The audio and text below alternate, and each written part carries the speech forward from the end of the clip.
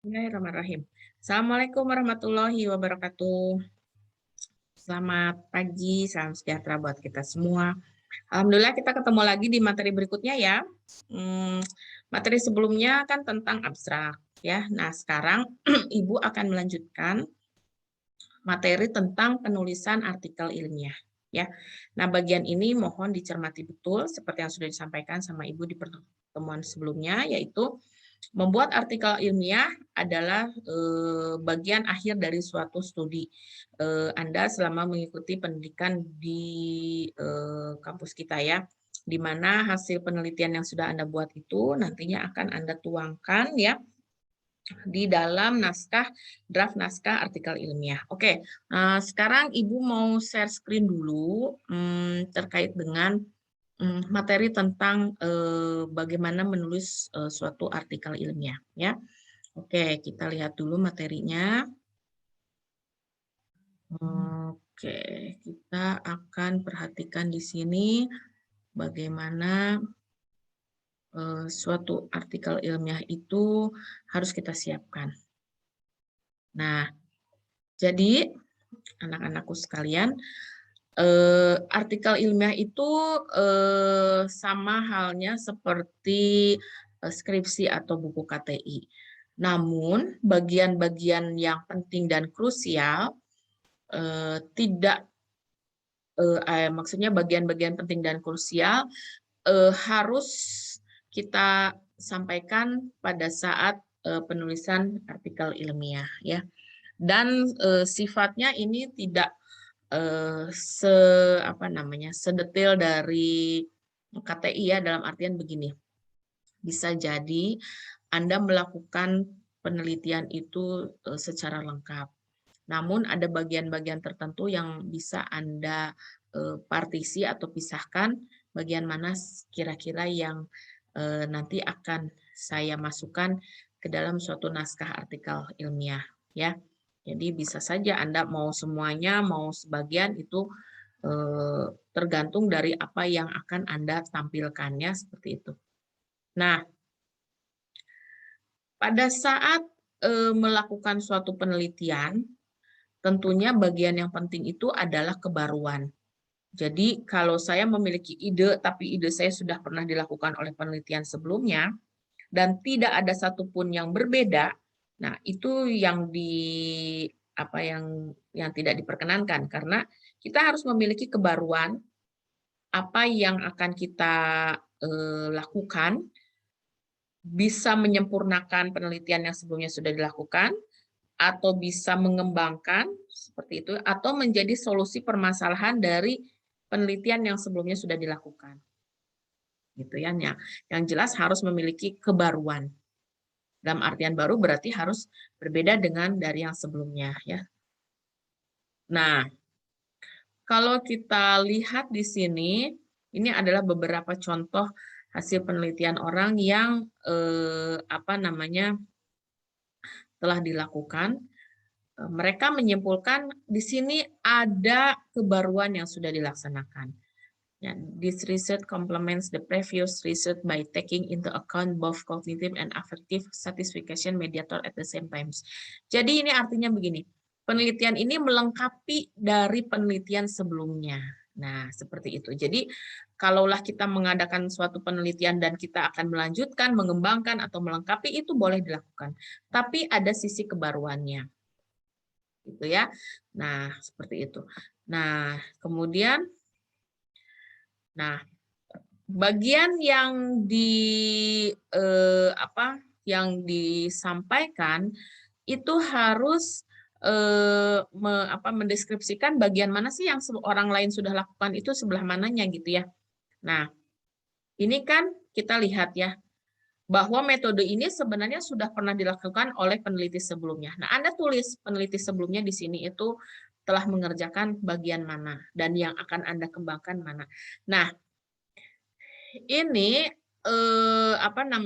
harus disampaikan mengingat yang sudah Anda kerjakan ini kan pasti sudah dilakukan sebelumnya oleh peneliti yang lain gitu ya. Nah, ini harus Anda sampaikan. Nah, kemudian untuk metode ini juga sama. Metode itu harus bisa menyajikan secara cukup informasi yang dapat dimahami oleh suatu pembaca atau yang mudah dimengerti gitu ya, yang mudah dipahami oleh suatu pembaca. Nah, sehingga nanti metode yang kita tuliskan di artikel ilmiah itu bisa jadi menjadi rujukan bagi penelitian lain yang akan meneliti dengan topik yang sama, tapi menjadikan artikel kita sebagai bahan rujukan. Nah, seperti itu ya. Makanya metode penelitiannya harus secara jelas disampaikan dan berisi informasi yang cukup bisa dipahami oleh pembaca, seperti itu. Nah, namun, Ibu sampaikan bahwa di dalam suatu naskah ilmiah, pada saat menyusun metodologi penelitian itu, hanya bagian-bagian yang memang kira-kira memberikan informasi mudah dimengerti oleh pembaca, tidak perlu menyampaikan misalnya pada saat Anda mau melakukan pembuatan reaksi NaOH, contoh ya. Ditimbang 4 gram, kemudian dilakukan dalam 100 ml. Nah, ditambahkan air yang telah dipanaskan sebelumnya, kemudian dingin. Nah, bagian-bagian itu sebenarnya ada kalanya peneliti juga tidak mencantumkan secara detail, begitu ya. Namun demikian untuk yang berkaitan dengan konten penelitiannya itu yang disampaikan sehingga pembaca mudah mendapatkan informasi di sana. Nah, jadi memang ini perlu keahlian oleh kita, bagian mana sih sebenarnya yang perlu disampaikan di dalam prosedur. Karena ada juga beberapa peneliti yang mengklaim bahwa prosedur yang dilakukan itu adalah merupakan suatu temuan baru, sehingga ada yang bersifat misalnya rahasia perusahaan, dan sebagainya, rahasia lab yang misalnya harus tidak dipublikasikan secara detail ke umum. Nah, itu juga kita hargai dari segi privasi si peneliti. Namun demikian, umumnya prosedur itu memberikan informasi bagian-bagian tahap mana sih sebenarnya yang dikerjakan. Jadi ada bagian yang secara detail disampaikan, namun ada juga yang memang hanya tahap-tahapannya secara general, seperti itu ya. Nah, jadi hasil dari suatu penelitian itu nantinya akan diperoleh suatu penemuan, gitu ya. Penemuan ini kita bisa dapatkan dari metode kuantitatif atau kualitatif. Jadi ada penelitian, ada metode penelitian yang bersifat deskriptif dan ada juga yang bersifat eksperimen, sorry. Nah, yang bersifat deskriptif kan artinya penelitian kualitatif berupa gambaran yang didapat pada saat itu seperti apa gitu ya. Nah, kalau eksperimen kan berdasarkan suatu uji coba mengembangkan suatu metode baru atau melakukan suatu pemeriksaan tertentu yang hasilnya dapat nilainya terukur berdasarkan dari pada adanya perlakuan dari suatu penelitian. Nah, tentunya ini semua kan akan menghasilkan temuan ya, finding. Nah, pada saat menghasilkan temuan ini, maka diharapkan ada kebaruannya yang sudah Anda lakukan. Nah, dari kebaruannya ini, ada 2 tahap berikutnya, yaitu kita akan menghasilkan scientific publication dan implementasi. Jadi diimplementasikan hasil temuan kita dan juga dipublikasikan dalam suatu naskah ilmiah. Nah, seperti itu ya. Nah, jadi ini adalah salah satu metode yang kualitatif. Jadi salah satu di antaranya adalah deskriptif ya. Jadi kita bisa menguraikan secara rinci terhadap suatu pemeriksaan yang dilakukan secara mendeskripsikan. Contoh misalkan gambaran kadar asam urat pada penderita gagal ginjal kronis misalnya. Apa korelasinya, bagaimana, kemudian kita menggambarkan kondisi pemeriksaan yang kita dapat dari beberapa pasien, kemudian data eksternalnya juga, data sekundernya kita dapatkan misalkan dari kondisi pasiennya, lama menderita GGK-nya sudah berapa lama, kemudian pola hidupnya seperti apa, itu kan memberikan gambaran deskriptif. Ya. Nah, sementara kalau yang quantitative methods itu Ya, ini kita melakukan suatu suatu eksperimen gitu ya, suatu tindakan.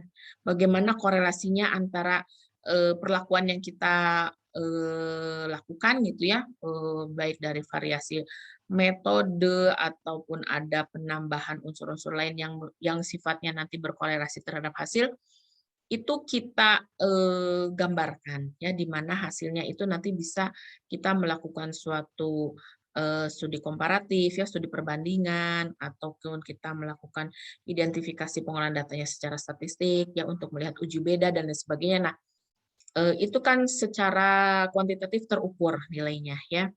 Oke. Nah, kemudian kalau kita lihat di sini, nah ini juga ada proses untuk analisis secara regresinya seperti apa ya. Ada pakai linear regresi dan sebagainya. Ini biasanya untuk pemeriksaan-pemeriksaan yang menggunakan alat ukur spektrofotometri atau AAS atau HPLC. Nah, biasanya kan ada korelasi antara nilai serapan terhadap konsentrasi. Nah, ini juga merupakan suatu sistem pengolahan data untuk penelitian eksperimen ya. Jadi kuantitatif terukur. Nah, oleh sebab itu semuanya itu digambarkan dalam suatu abstrak yang merupakan sinopsis ya, singkat secara singkat uraiannya itu seperti apa. Nah, tadi sudah Ibu sampaikan di slide berikutnya sebelumnya bahwa di abstrak itu harus ada tujuannya, latar belakangnya apa, tujuannya seperti apa, kemudian pendekatan metodologinya seperti apa, hasil dan kesimpulannya ya. Jadi ini bagian yang abstrak sudah kita sampaikan. Nah, sekarang kita lihat ke artikel, ya. Bagaimana contoh artikel? Nah, ini nanti Anda silahkan cari contoh artikel yang berkaitan dengan penelitian yang akan Anda lakukan. Kemudian Anda kaji bagian-bagian mana saja, apakah betul di abstrak itu mencakup seperti apa yang sudah Ibu sampaikan. Nah, kemudian ini contoh kemarin waktu kami melakukan submit artikel ya, yang tentang sabun minyak jelantah ini ya.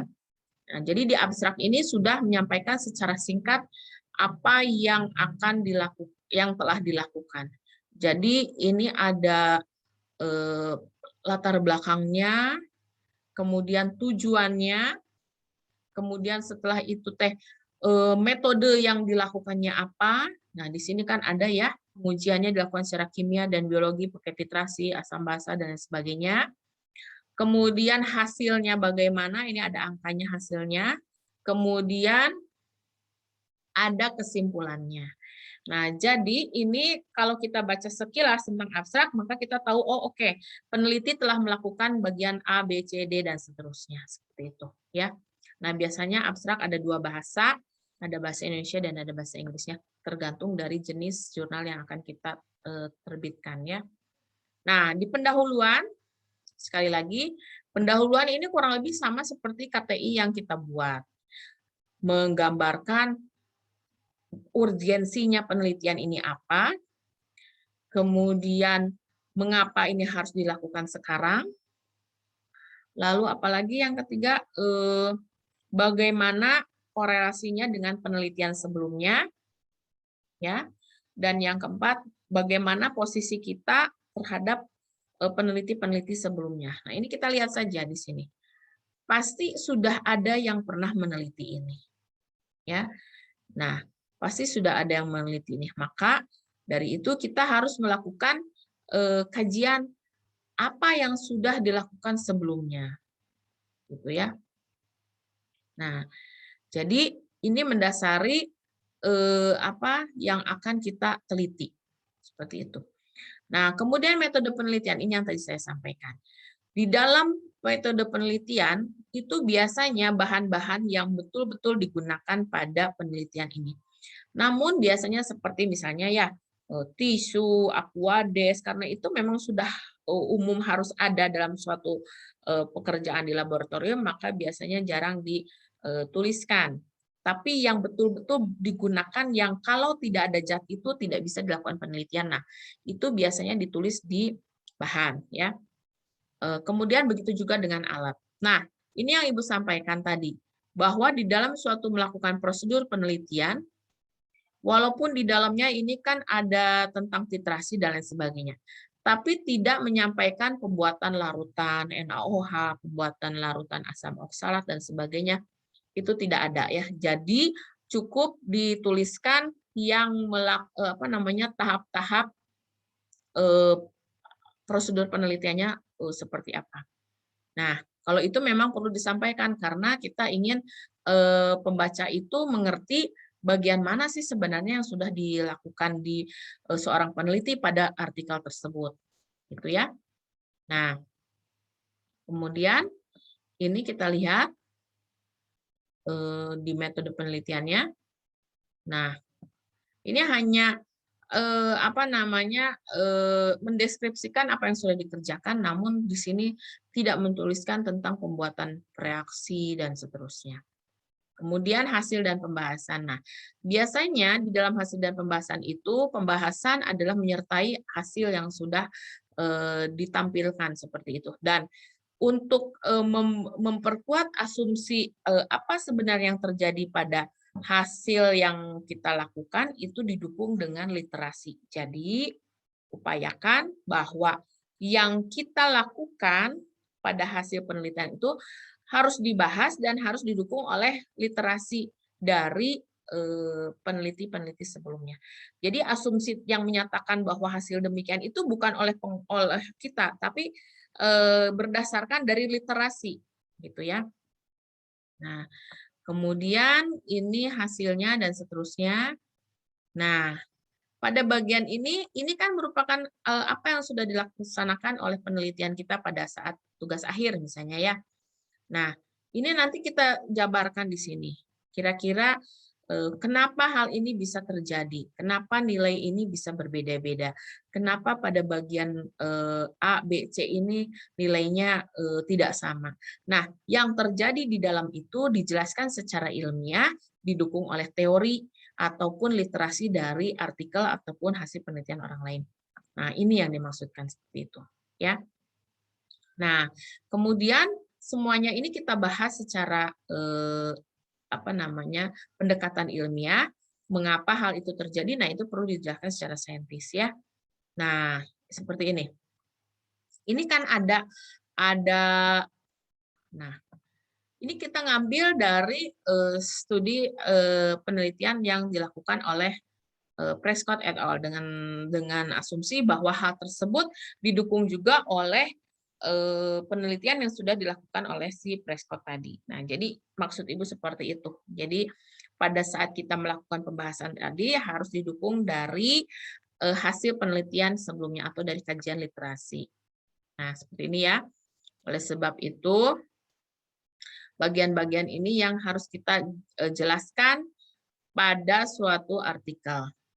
Nah, ya, kurang lebihnya seperti ini. Nah, untuk bagian kesimpulan, nah, kesimpulan itu tidak perlu membahas lagi secara detail karena semuanya kan sudah disampaikan di pembahasan. Tetapi di kesimpulan ini hanya dituliskan bagian yang kalau kita mau melakukan optimasi bagian yang optimumnya saja, atau kita bisa menyimpulkan apakah rumusan masalah ini, kemudian tujuan penelitiannya ini sejalan nggak dengan kesimpulan. Maka kesimpulan harus menampilkan apa yang menjadi permasalahan, kemudian yang menjadi tujuannya apa, dan kemudian kita simpulkan. Seperti itu, ya. Jadi seperti ini. Minyak jelantah yang telah dimurnikan menggunakan karbon aktif 70% dapat digunakan sebagai bahan pembuat sabun. Nah, itu kan merupakan suatu kesimpulan. Mengapa dia dapat? Karena berdasarkan dari hasil kajian terkait dengan pengkajiannya secara kimiawi, pengkajiannya secara mikro, itu sudah diujikan bahwa nilai-nilai yang dihasilkan tersebut masuk ke dalam standar, misalkan ke dalam SNI atau ke dalam Permenkes. Nah, di bagian kesimpulan itu Anda simpulkan, gitu ya, sehingga tidak lagi timbul interpretasi yang berbeda-beda, tapi harus satu kesimpulan yang bermakna, kesimpulan hasil yang bermakna. Nah, untuk literatur, nih ya referensinya, ini biasanya tergantung dari jurnal mana yang akan kita submit artikelnya. Karena biasanya template penulisannya ini berbeda-beda ya. Oleh sebab itu, karena template penulisannya berbeda-beda, maka kita sesuaikan dengan jurnal yang akan kita submit. Gaya selingkung namanya ya. Jadi setiap jurnal itu memiliki template yang berbeda-beda, kita tinggal mengikuti saja arahannya sesuai dengan template yang mana. Oke, nah ini kurang lebih seperti ini ya untuk artikel. Nah, sekarang saya ingin menyampaikan tentang pedoman KTI. Nah, di pedoman tugas akhir kita, ini kan sudah dibagikan ke mahasiswa ya. Nah, ini juga ada tentang, ini tentang penulisan, ini tentang template lampiran. Kalau tidak salah di sini ada template lampirannya. Nah, ini ada halaman persetujuan untuk publikasi tugas akhir. Nah, ini perlu disampaikan karena biasanya ini menyatakan bahwa artikel yang sudah dilakukan oleh mahasiswa itu setuju untuk dipublikasikan ya. Nah, ini untuk kata pengantar dan ucapan terima kasih pada buku KTI ini biasanya disampaikan yang pertama itu kepada dosen pembimbing, kemudian kemudian pembimbing ke-1, pembimbing kedua, kemudian kepada prodi, institusi, dan seterusnya, ataupun kepada rekan-rekan teamwork yang lain yang mendukung terhadap penelitian Anda. Sedangkan di dalam kata-kata persembahan itu biasanya lebih spesifik lagi, Anda tujukan bahwa hasil karya ini ditujukan untuk siapa. Nah, itu biasanya lebih ke personel lagi ya, misalkan keluarga, atau suami kalau sudah menikah, atau istri, kemudian anak, yang benar-benar mensupport Anda lebih dekat secara kekeluargaannya, itu biasanya di lembar pengesahan, di lembar persembahan. Nah, hindari penulisan di kata pengantar ucapan terima kasih terhadap nama-nama yang sifatnya tidak ilmiah atau tidak secara resmi ya. Misalkan ada nama panggilan seseorang, Anda panggil dengan nama panggilan sehari-hari. Nah, itu biasanya dihindarkan dalam penulisan ucapan terima kasih untuk naskah ilmiah. Mengapa demikian? Karena sifatnya ilmiah, maka biasakan memberikan ucapan terima kasih dengan penyebutan nama resmi gitu ya.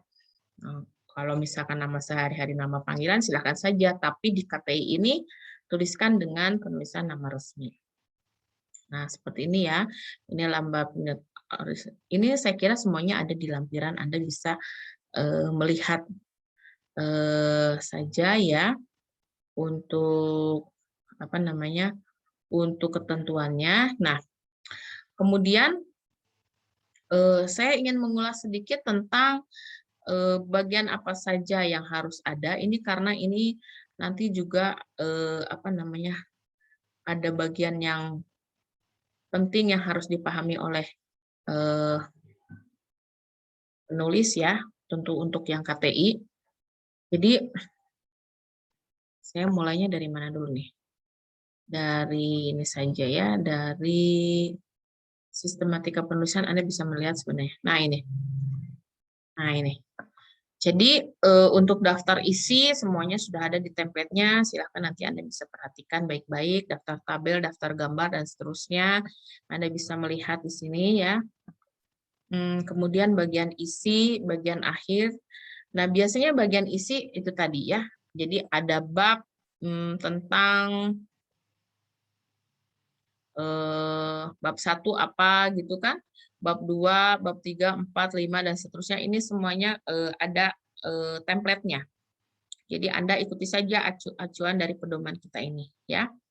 Kemudian lampiran juga ada. Nah, yang sering terjadi miss itu adalah ketika data yang seharusnya muncul di pembahasan itu Anda simpan di lampiran. Contoh, misalkan foto hasil pengamatan konsentrasi ekstrak melinjonya pada 0%, 20, 25, dan seterusnya, itu ada kalanya siswa malah menyimpannya di lampiran. Padahal itu sebenarnya data yang harus dibahas. Mengapa pada konsentrasi 0% daya hambatnya sekian gitu ya, tidak ada daya hambat. Kemudian mengapa pada 20% ada zona hambatnya dan seterusnya. Sehingga Anda akan menampilkan konsentrasi optimum misalkan pada 80% dan seterusnya. Nah, itu kan setiap poin-poin yang terjadi pada saat pemeriksaan itu justru harus Anda bahas. secara ilmiah yang didukung oleh teori. Oleh sebab itu, foto-foto yang sifatnya krusial hasil penelitian sebaiknya tidak ditulis di lampiran, tapi ditulis di pembahasan dan dibahas per item. Lalu apa saja, Bu, yang harus ada di lampiran? Yang ada di lampiran misalkan bisa saja sih, misalkan foto pada saat Anda menyaring atau memanaskan yang sebenarnya itu sedang Anda kerjakan tapi tidak berimplikasi langsung terhadap hasil. Gitu ya. Nah, itu boleh saja disampilkan. Atau misalkan kalau sampel gimana Bu foto sampel? Nah, kalau foto sampel itu sebaiknya disimpan di pembahasan karena ingin melihat sebenarnya seperti apa sih sampel yang dikerjakan seperti itu ya. Karena itu masuknya di dalam tahap peranalitik. Nah, lebih lanjut tentang lampiran, ini nanti bisa ada daftar acuan lampirannya di pedoman ini, jadi silahkan Anda bisa pelajari dengan betul. Ya, oke. Nah, untuk daftar referensi, nah ini ada ketentuannya di kita. Jadi harus 70% digunakan dari terbitan terbaru. Nah, ini patut dipahami betul mengapa demikian, itu tadi. Karena kebaruan itu semakin tahun makin ke sini makin banyak update ya. Jadi kalau kita mengambil penelitian yang sudah terlalu lama, mana tahu pada tahun-tahun terdekat ini sudah dihasilkan penemuan baru, tapi yang lama masih kita jadikan acuan. Nah, itu kan berarti kita tidak update. Oleh sebab itu, update-nya harus minimal at least 8 tahun terakhir. Ya. Nah, ini apa namanya? Lampiran ini sebenarnya bisa saja misalkan kalau Anda menggunakan kuesioner ya, daftar kuesioner, pertanyaan kuesioner itu bisa di lampiran. Kemudian ini bisa kita lakukan suatu pengelompokan misalkan apa namanya data sekunder dan lain sebagainya yang semuanya itu ada kaitannya dengan penelitian tapi merupakan data olahan yang harus apa namanya diolah terlebih dahulu dan hasil olahannya itu dimasukkan ke dalam pembahasan. Contoh misalnya kalau Anda mengambil data pasien penderita gagal ginjal kronis, itu kan ada misalnya datanya ya, dia menderitanya dari tahun berapa, terus kemudian frekuensi hariannya, pola hidupnya seperti apa, dan seterusnya. Nah, nanti hasil data olahannya itu kan Anda olah menjadi suatu grafik data ya, data yang bisa dilihat setelah diolah. Tapi data awalnya itu bisa saja disimpan di lampiran seperti itu ya. Jadi tidak perlu disimpan di halaman utama. Nah, ini untuk sistematika penulisannya, silahkan nanti Anda lihat bagaimana ketentuannya, pengetikan dan sebagainya, lalu penomoran halaman dan seterusnya. Jadi Ibu rasa dari pedoman ini sebenarnya jadi acuan pada saat nanti kita akan mengisi membuat buku KTI. Dan pedoman ini hanya berlaku di institusi kita. Jadi artinya Ibu sampaikan demikian karena nanti kita akan menggunakan acuan pedoman ini dalam rangka penulisan tugas akhir ya. Oke. Nah, ini juga sama, silahkan Anda baca sendiri, nanti bisa dilihat halaman pengesahannya, kata pengantar ucapan terima kasih, abstraknya, ini sudah ada ketentuannya ya. Nah, kemudian bagaimana cara menulis daftar isi, daftar tabel, dan seterusnya. Ini juga Anda tinggal melihat saja secara sistematika bagian-bagian poin mana yang nanti akan Anda tulis. Ya. Nah, untuk teori ingat, teori penunjang kan kita harus buat dulu apa? Kerangka teorinya. Kalau sudah ada kerangka teori, maka yang kita bahas tidak akan keluar dari acuannya. Oleh sebab itu, poin penting di bab 2 itu adalah Anda buat dulu kerangka teorinya. Nah, kemudian ini juga ada kalanya suka dilupakan ya sama mahasiswa. Tabel. Nah, menulis tabel ini harus di atas ya. Kata tabelnya harus di atas. Sementara untuk gambar, gambar ini di bawah gambarnya. Kalau kata tabelnya di atas tabelnya. Nah, seperti itu ya. Nah, kalau gambar 3.1 itu artinya gambar pada bab 3 nomor 1. Gitu ya. Jadi di bab 3 ini misalkan Anda akan membahas tentang prosedur penelitian. Anda mencantumkan misalkan desain alat yang Anda gunakan kalau Anda membuat suatu eksperimen ya. Anda bisa cantumkan di situ gambar 3.1. Atau di bab 2 misalkan tentang tinjauan teori. di tinjauan teorinya itu ada beberapa gambar yang mendukung terhadap teori yang sedang Anda jelaskan. Anda bisa tulis 2.1 ya. Artinya kalau 2.1 itu artinya di bab 2 nomor 1. Kalau ada nomor berikutnya jadi 2.2, 2.3 dan seterusnya. Nah, begitu pula di hasil pembahasan ya. Di bab 4 berarti gambar 4.1 dan seterusnya. Nah, ini yang selalu jadi hal yang tidak diperhatikan oleh siswa, kadang kalanya menulis gambarnya di atas, gambarnya di bawah, itu tidak demikian. Nah, kalau misalnya gambar itu dari sumber penelitian orang, maka jangan lupa mencantumkan sumbernya. Ya, seperti juga rumus. Misalkan rumus bilangan permanganat atau bilangan iodium atau bilangan organik, kalau ada acuannya dari SNI dan seterusnya, Anda tulis sumbernya. Karena rumus itu sudah ada ketetapan bakunya dari sumber standarnya, tidak dari karya oleh pengarang. Itu ya. Nah, kemudian itu juga sama gambar. Jadi kalau gambar itu misalnya kita ngambil dari hasil penelitian orang, ya cantumkan. Atau gambar dari koleksi pribadi, tinggal dituliskan saja koleksi pribadi. Nah, persamaan matematika juga sama ya, jadi dicantumkan seperti ini. Yang ini itu menyatakan bahwa persamaan ini ada di bab 5 nomor 1. Nah, ini mengapa harus dicantumkan? Karena nanti persamaan ini akan dilakukan sitasi pada artikel Anda. Jadi contoh misalnya kayak gini, perhitungan kadar bilangan permanganat atau penentuan kadar konsentrasi sampel mengacu pada persamaan 5.1. Nah, nanti pembaca tinggal melihat persamaan 5.1 itu yang mana. Nah, itu tinggal dilihat. Jadi tidak perlu mengulang-ulang lagi persamaan, cukup ditulis satu kali dan tinggal disitasi saja. Kode 5.1 ini pada bab berapa yang mengacu ke persamaan tersebut. Misalkan pada bab 4 Anda akan menyebutkan lagi persamaan ini, ya tinggal ditulis saja nanti persamaan 5.1 atau 5.2 dan seterusnya. Ya. Nah, kemudian untuk daftar referensi sama ya. Jadi ini nanti mengacunya kepada biasanya si masing-masing prodi itu memberikan suatu template sendiri format kutipannya. Namun demikian hal ini perlu kita sepakati supaya penulisannya apakah tahun dulu, apakah nama pengarang dulu, apakah volume dulu, nama jurnal dan seterusnya itu menjadi acuan yang sama. Nah, kurang lebihnya seperti itu dalam penyusunan tugas akhir dan artikel. Jadi anak-anakku sekalian, menyusun artikel ini merupakan suatu hal yang lumrah saat ini banyak dilakukan oleh peneliti. Namun demikian, kualitas artikel ini menunjukkan juga kualitas dari pengarangnya. Oleh sebab itu, mohon diperhatikan baik-baik bagaimana cara mempersiapkan suatu artikel ilmiah supaya memang betul-betul bisa dipahami oleh pembaca, isinya tidak tidak melakukan plagiarisme karena hal tersebut masuk ke dalam etika penelitian ya, etika sebagai peneliti bahwa kita dalam menulis suatu naskah itu juga harus memperhatikan etik-etik dalam suatu penelitian ya. Jadi tidak beretika ketika kita mengklaim atau mencontek atau bahkan memindahkan betul hasil orang ke dalam penelitian kita ya. Jadi sanksinya pun berupa sanksi akademik. Oleh sebab itu harus diperhatikan.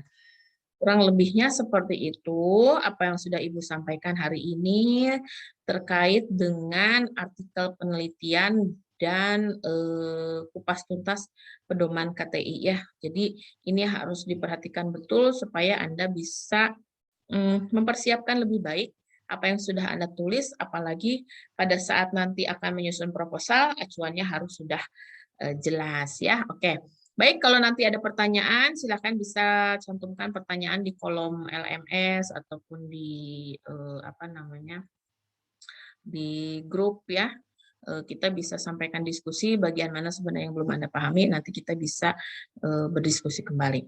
Oke, terima kasih sudah menyaksikan video tentang bagaimana menulis artikel ya. Dan tadi juga sudah menyampaikan video tentang bagaimana mempersiapkan abstrak penelitian.